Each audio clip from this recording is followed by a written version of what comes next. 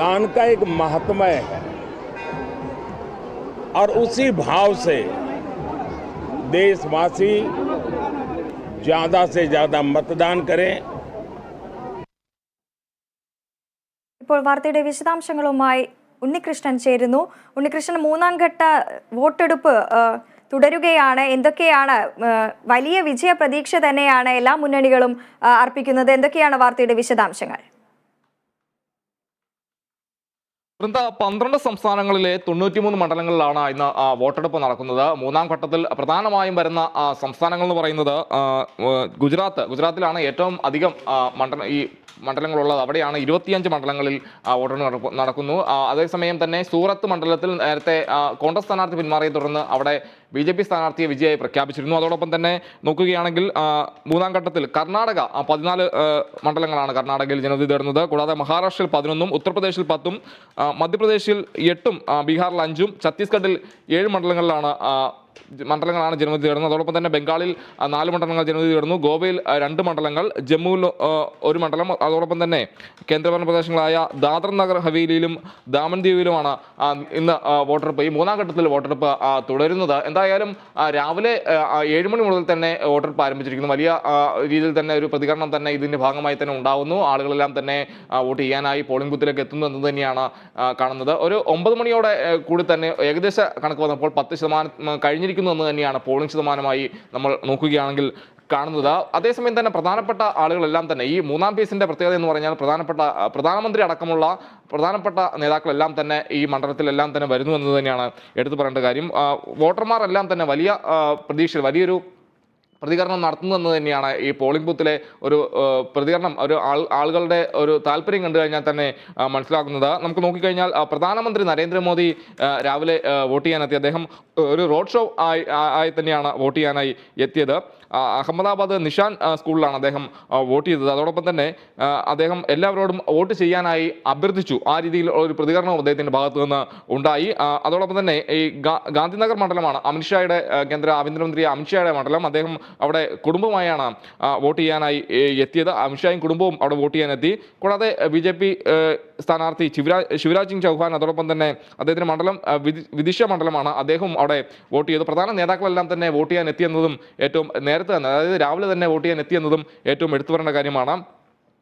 അവകാശ സംരക്ഷണത്തിനായാണ് ഈ വോട്ടെന്നാണ് കോൺഗ്രസ് നേതാവ് രാഹുൽ ഗാന്ധി പ്രതികരിച്ചത്. അതോടൊപ്പം തന്നെ ഈ തെരഞ്ഞെടുപ്പ് ഭരണഘടന സംരക്ഷിക്കാനുള്ള തെരഞ്ഞെടുപ്പാണെന്നൊരു പ്രതികരണവും കോൺഗ്രസ് നേതാവ് പ്രിയങ്ക ഗാന്ധിയുടെ ഭാഗത്തു നിന്നുണ്ടായി. എന്തായാലും മികച്ചൊരു പ്രതികരണം ഇതിൻ്റെ ഭാഗമായി തന്നെ ഉണ്ടാകുമെന്ന് തന്നെയാണ് എടുത്തു പറയേണ്ടത്. ഇതിൽ ഏറ്റവും ശ്രദ്ധേയമായ ഒരു മണ്ഡലം സംസ്ഥാനം എന്ന് പറയുന്നത് കർണാടകയാണ്. കർണാടകയിലെ നിലവിലെ സാഹചര്യത്തിൽ അവിടെ BJPയുടെ സഖ്യകക്ഷിയായ ജനതാദൾ സെക്കുലറിനെതിരെ വലിയ രീതിയിലുള്ള ലൈംഗിക ആരോപണമെല്ലാം വന്നിരിക്കുന്നു. അതെല്ലാം തന്നെ വോട്ടെടുപ്പിൽ പ്രതിഫലിക്കുമെന്നാണ് അവിടുത്തെ കോൺഗ്രസ് അടക്കമുള്ള മുന്നണികളെല്ലാം തന്നെ കാണുന്നത്. വലിയ രീതിയിൽ തന്നെ BJP ബാധിക്കും, അല്ലെ NDA കക്ഷിയെ ബാധിക്കുമെന്നാണ് കോൺഗ്രസ് അടക്കമുള്ള പാർട്ടികളെല്ലാം തന്നെ കാണുന്നത്. വലിയ രീതിയിൽ തന്നെ വലിയൊരു ആരോപണം, ലൈംഗിക ആരോപണം ഉയരുന്നത് വലിയ രീതിയിൽ തന്നെ ചർച്ചയായിരുന്നു. അതെല്ലാം തന്നെ തെരഞ്ഞെടുപ്പിൽ പ്രതിഫലിക്കുമെന്നാണ് പ്രധാന നേതാക്കളെല്ലാം തന്നെ പ്രതീക്ഷിക്കുന്നത്. എന്തായാലും വലിയൊരു പ്രതികരണം ആളുകളുടെ ഭാഗത്തു നിന്ന് ഉണ്ടാകുന്നു എന്നതാണ് ഏറ്റവും എടുത്തു പറയേണ്ട കാര്യം. കൂടാതെ ഈ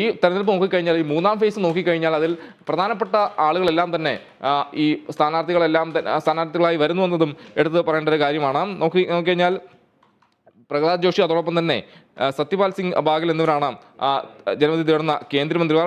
മുൻ മുഖ്യമന്ത്രിമാരായ ശിവരാജ് സിംഗ് ചൗഹാൻ, അതോടൊപ്പം തന്നെ ദിഗ്വിജയ് സിംഗ്, ബസവരാജ് ബൊമ്മെ, നാരായൺ റാണെ, CPM നേതാവ് മുഹമ്മദ് സലീം, ശരത് പവാറിന്റെ മകൾ സുപ്രിയ സുലെ, അജിത് പവാറിന്റെ ഭാര്യ സുനേത്ര പവാർ, അഖിലേഷ് യാദവിന്റെ ഭാര്യ ഡിംപിൾ യാദവ്, യെദ്യൂരപ്പയുടെ മകൻ രാഘവേന്ദ്ര, കർണാടകയിലെ BJP വിമതൻ ഈശ്വരപ്പ എന്നിവരെല്ലാം തന്നെ ഇവിടെ സ്ഥാനാർത്ഥികളാണ്. അവർ ജനവിധി തേടുന്ന പ്രമുഖരെന്ന് പറയേണ്ടിയിരിക്കുന്നു. 2019 തെരഞ്ഞെടുപ്പ് നോക്കിക്കഴിഞ്ഞാൽ വലിയൊരു പോരാട്ടമാണ് ഇന്ത്യ മുന്നണിയും BJPയും തമ്മിൽ ഇപ്പോൾ നടക്കുന്നതെന്ന് പറയേണ്ടിയിരിക്കുന്നു. ഗുജറാത്തിലൊഴികെ വലിയ ഈ NDA സഖ്യത്തെ വലിഞ്ഞു മുറുകുന്ന രീതിയിലാണ് വലിയ രീതിയിലുള്ള ഇന്ത്യ സഖ്യത്തിൻ്റെ മുന്നേറ്റമെന്ന് പറയേണ്ടിയിരിക്കുന്നു. എന്തായാലും വലിയൊരു മുന്നേറ്റം ഉണ്ടാകുന്ന പ്രതീക്ഷയിലാണ് ഇന്ത്യ സഖ്യം. അതോടൊപ്പം തന്നെ അവിടുത്തെ പ്രധാന രാഷ്ട്രീയ പാർട്ടികളെല്ലാം തന്നെ ആ രീതിയിലുള്ള പ്രവർത്തനങ്ങളെല്ലാം തന്നെ നടന്നിരുന്നു. വലിയ രീതിയിലുള്ള പ്രചാരണങ്ങളെല്ലാം തന്നെ ആദ്യഘട്ടത്തിൽ നടന്നിരുന്നു എന്നതും ഏറ്റവും എടുത്തു പറയേണ്ട കാര്യമാണ്. പ്രധാനമന്ത്രി അടക്കം വലിയ രീതിയിലുള്ള പ്രചാരണം എല്ലാം തന്നെ നയിക്കുന്ന ഒരു സാഹചര്യം ഉണ്ടായിരുന്നു. എന്തായാലും മൂന്നാം ഘട്ടം ആരംഭിച്ചിരിക്കുന്നു. അതിൽ രാവിലെ 7 മണി മുതൽ തന്നെ വലിയൊരു പ്രതികരണം ജനങ്ങളുടെ ഭാഗത്തു നിന്നുണ്ടാവുന്നു. പ്രധാന നേതാക്കളെല്ലാം തന്നെ വോട്ട് ചെയ്തിരിക്കുന്നു. വൃന്ദ, ഉണ്ണി, പ്രമുഖരെല്ലാം തന്നെ രാവിലെ തന്നെ വന്ന് വോട്ട് രേഖപ്പെടുത്തിയിട്ടുണ്ട്. വൻ സുരക്ഷയാണ് ബൂത്തുകളിൽ ക്രമീകരിച്ചിരിക്കുന്നത്. ഏതെങ്കിലും തരത്തിലുള്ള അനിഷ്ട സംഭവങ്ങൾ ഇതുവരെ ബൂത്തുകളിൽ റിപ്പോർട്ട് ചെയ്തിട്ടുണ്ടോ? വൃന്ദ, ആ രീതിയിലൊരു അനിഷ്ട സംഭവങ്ങളൊന്നും ഇപ്പോൾ നിലവിൽ അത്തരത്തിലുള്ള വിവരങ്ങളൊന്നും ലഭ്യമായിട്ടില്ല. എന്നിരുന്നാൽ പോലും സമാധാനപരമായി തന്നെയാണ് വോട്ടെടുപ്പ് പുരോഗമിക്കുന്നതെന്നാണ് മനസ്സിലാകുന്നത്. എന്തായാലും രാവിലെ തന്നെ പ്രധാന നേതാക്കളെല്ലാം തന്നെ വോട്ട് ചെയ്യാൻ എത്തി എന്നത് ഏറ്റവും പ്രധാനപ്പെട്ട ഒരു കാര്യം തന്നെയാണ്. അമിത്ഷാ, അതോടൊപ്പം തന്നെ പ്രധാനമന്ത്രി നരേന്ദ്രമോദി അടക്കമുള്ള നേതാക്കളെല്ലാം തന്നെ രാവിലെ തന്നെ വോട്ട് ചെയ്യാൻ എത്തിയെന്നതും എടുത്തു പറയേണ്ട കാര്യമാണ്. എന്തായാലും കഴിഞ്ഞ തെരഞ്ഞെടുപ്പിനെ സംബന്ധിച്ച് അതുമായി ബന്ധപ്പെട്ട് നോക്കുമ്പോൾ വലിയൊരു മുന്നേറ്റം ഇന്ത്യ സഖ്യത്തിനുണ്ടാകും എന്നാണ് കോൺഗ്രസ് അല്ലെങ്കിൽ ഇടതുപക്ഷം അടക്കമുള്ള പാർട്ടികളെല്ലാം തന്നെ പറയുന്നത്.